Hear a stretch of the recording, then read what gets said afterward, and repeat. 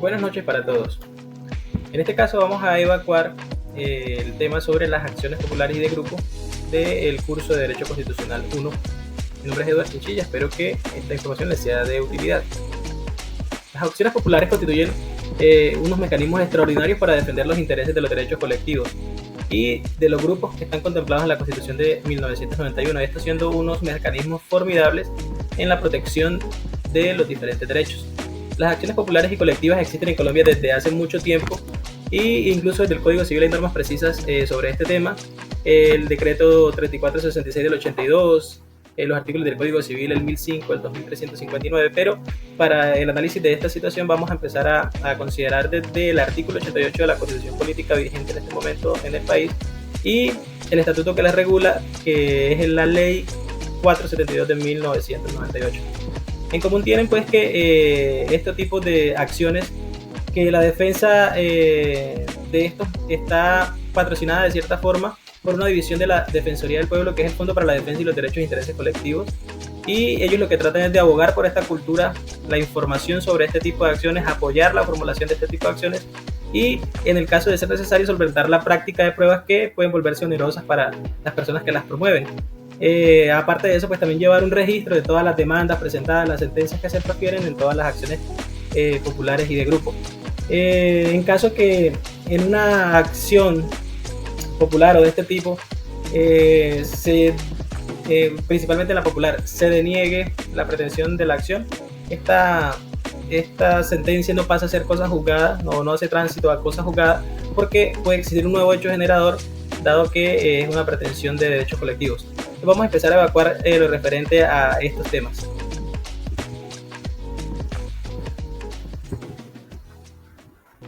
Frente a las acciones populares tenemos que estas son unas acciones contempladas en la Constitución y que buscan o que tienen por objeto la protección de un interés o un derecho colectivo, que es un interés que, aunque no le pertenece a nadie, le pertenece a todos. En este caso puede ser el ejemplo del medio ambiente, el espacio público, la seguridad, la moralidad administrativa, la libre competencia. Esto hace que quien formule una acción constitucional no esté buscando que se le repare algún daño, sino que busca la protección de un interés o un derecho colectivo, está buscando la protección de una comunidad a la que pertenece. La acción popular puede tener dos tintes, uno que puede ser preventivo cuando todavía no se ha presentado ese daño al interés o derecho colectivo, y se formula precisamente para prevenirlo, o un tinte restitutivo en el cual ya se ha cometido el daño, ya pues la demanda se va a presentar es para tratar de hacer que las cosas vuelvan a el momento anterior a cuando se generó ese daño. Entonces, principalmente la acción popular preventiva tiene un trámite preferencial en los despachos judiciales. Ya la restitutiva pues ya no tiene esa misma relación como la tiene la preventiva. La acción popular pues puede ser presentada por cualquier persona, por cualquier comunidad, funcionario, servidor público. Cualquier persona particular o persona jurídica está legitimada para presentarlo y procede contra toda acción o comisión de alguna autoridad o de una persona en específico que tenga la capacidad de amenazar o de causar algún daño a los intereses o derechos colectivos, y va dirigida pues a que ataque o que esté en contra de el vulnerador, que pues sí es posible definirlo, porque incluso también se puede presentar sin tener claro quién es el vulnerador de la afectación o el responsable de afectar ese derecho. En el caso pues de la jurisdicción, si es contra un particular que se dirige la acción popular, pues la conoce los juzgados del circuito y en segunda instancia los tribunales, y si es contra una entidad pública o contra una autoridad pública, entonces es la jurisdicción de los contenciosos administrativos, los juzgados administrativos y los tribunales respectivos los que conocerían de este tipo de acciones. Este tipo de acciones tiene algo particular, es que no está sujeta a la caducidad, al término de caducidad, porque aunque en algún momento se definió que era de 5 años, luego una sentencia de la Corte declaró esa caducidad inconstitucional, y que incluso al no tener ese término de caducidad, esta acción se puede interponer incluso contra hechos vulneradores de derechos que se presentaron antes de la vigencia de la ley estatutaria que regula este tipo de acciones, que es la ley 472 del 98, o sea que incluso contra acciones realizadas antes de esa fecha ya se puede presentar este tipo de acciones. Referente también al trámite, pues es fundamental que se tenga en cuenta que es muy similar a los procesos declarativos y que dentro de esta etapa, si es de admitirse, pues se hacen notificaciones que son muy sencillas, algo muy sumario, y que se trata de hacer etapas conciliatorias con los sujetos que al parecer estén involucrados en esta situación, que pues considere que tengan la legitimación en causa para intervenir. En caso de que esa etapa pues no concluya, pues se va a proceder a una etapa de pruebas y posteriormente pues emitir una sentencia.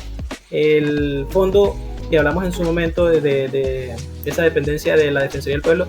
debe intervenir en esa etapa de pruebas en caso tal de que sea necesario.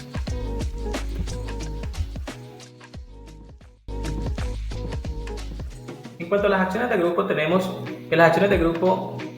son una acción de naturaleza resarcitoria y de contenido patrimonial, es decir, que quienes acuden a ella lo que están buscando es una reparación o un restablecimiento económico del daño sufrido. Este tipo de acciones tratan principalmente de proteger derechos o pretensiones individuales que han presentado varias personas, es decir, es más un derecho individual pero que se ha presentado en un colectivo de personas.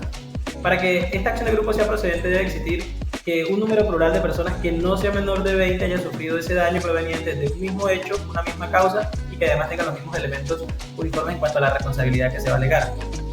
De esta manera, pues también se debe entender que los hechos generadores del daño se presenten de manera conjunta. En cuanto a el tema de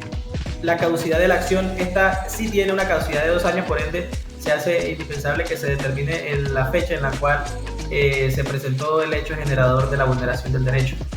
¿Quiénes pueden presentar este tipo de acciones? La puede presentar cualquier persona del grupo y cualquier integrante de ellos se puede incluir o se puede hacer parte de este proceso. El defensor del pueblo también puede hacerlo, la defensoría está también legitimada para hacerlo. Esa legitimación en cuanto al tema de quién puede hacerla es manejable en el sentido de que una sola persona del grupo puede presentar esa acción y esa presentación de esa acción obliga a los demás miembros, así no comparezcan al proceso, a hacer parte de ese proceso como activos.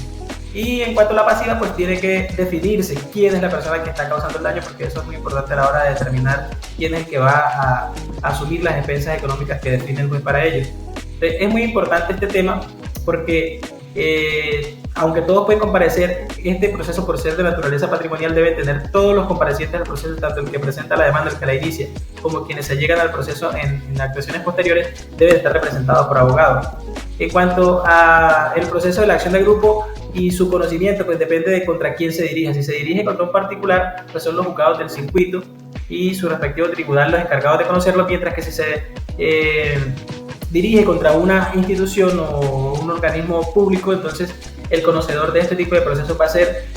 los juzgados y los tribunales de la jurisdicción de los contenciosos administrativos. Entonces también es muy importante que estas demandas pues contengan 3 elementos esenciales. Lo primero es identificar en qué consistió el daño que sufrió este grupo de personas. Lo segundo es darle los parámetros al juez para que él determine que la persona está legitimada para presentar la demanda y que el grupo sea de más de 20 personas. O sea, el juez debe tener elementos para poder determinar que la demanda está presentada por más de 20 personas o la acción del grupo está presentada por más de 20 personas. Y tercero, que se explique cuál es la razón por la cual se acude mediante esta acción a que se resarcen los derechos de las personas afectadas. Ahora, una vez se presenta la demanda, si se admite o no, ya eso depende del juez. Aquí se da un tipo de notificación importante y aquí sí la persona que siendo demandada sí puede presentar excepciones ante la admisión de esa demanda y pues tiene que citar las pruebas que va a hacer valer. Aquí el juez también solicita que se realice una audiencia para lograr un acuerdo conciliatorio. En caso de que se dé, pues se termina el proceso. En caso de que no se dé, se continúa con la evacuación de la etapa de pruebas y la posterior sentencia. Algo importante pues ahí a tener en cuenta es que cuando una persona presenta la demanda, vincula a los demás directamente con el proceso si no comparecen en este. Entonces ahí es importante que las personas, cualquier persona voluntariamente se puede incorporar al proceso, pero también se puede excluir del mismo, es decir, se puede durante el transcurso del proceso, incluso después de que se dicte sentencia 20 días después, si alguna persona indica que por alguna razón no se le notificó y considera que su intervención podría generarle un mayor rédito, puede solicitar ante el juez que decretó la sentencia o al que lleva el conocimiento del proceso que se le excluya del resultado de esa sentencia para que esta persona posteriormente pueda hacer una reclamación individual. Si alguien comparece al proceso y se hace parte del proceso, una vez que se dicte la sentencia y que la sentencia quede ejecutoriada y que no se mencione nada dentro de los 20 días después de la sentencia, esta persona quedará vinculada a los efectos de la sentencia y no podrá mañana o más tarde pedir algún tipo de de resarcimiento extraordinario, mientras que la persona que individualmente considere que puede obtener un mejor beneficio puede mañana o más tarde puede solicitar que a través de una demanda individual que se le reconozcan los perjuicios a esa persona. Entonces ahí en ese caso es muy importante definir ese tipo de situaciones. Lo mismo es que la Defensoría del Pueblo, una vez que se dicta la sentencia, la Defensoría del Pueblo juega un papel importante porque es ante la Defensoría del Pueblo, es la Defensoría del Pueblo cuando se ordena esa indemnización colectiva la que recibe esos dineros, porque es a órdenes de la Defensoría del Pueblo que se paga, y que las personas que posteriormente se hagan parte del proceso indicando que ellos son parte de ese grupo afectado, estas personas adelantarán el trámite ante la Defensoría del Pueblo porque ya se dictó sentencia, ellos son los que tienen las expensas económicas. Y luego la Defensoría del Pueblo recibirá su solicitud y es la que tramitará los derechos administrativos o los actos administrativos sobre los cuales serán los pagos respectivos a los afectados. Entonces, en temas generales, este es el manejo de la acción constitucional. Espero que les haya servido y estamos viéndonos en una próxima ocasión.